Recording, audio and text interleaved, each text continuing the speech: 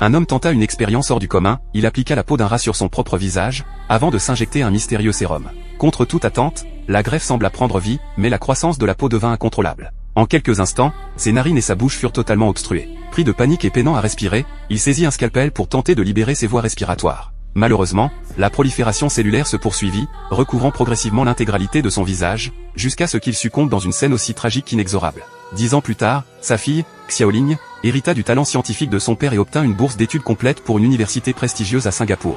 Pourtant, à cause d'une tache de naissance sur son visage, elle devint la cible des moqueries de ses camarades. Pour fuir cette hostilité, elle décida de changer d'environnement et partit s'installer chez sa tante à Singapour. Seul un sans-abri au physique tout aussi marginal sembla réellement comprendre sa souffrance. Heureusement, Xiaoling excellait dans ses études.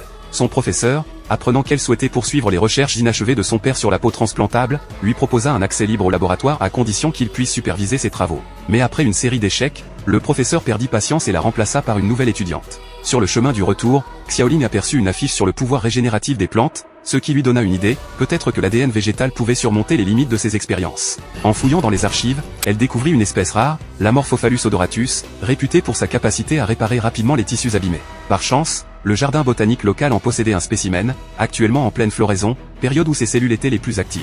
Profitant de la nuit, Xiaoling s'y introduisit discrètement et préleva un morceau de tige. De retour au laboratoire, elle écrasa les tissus récoltés et les combina avec le sérum pour créer une nouvelle formule.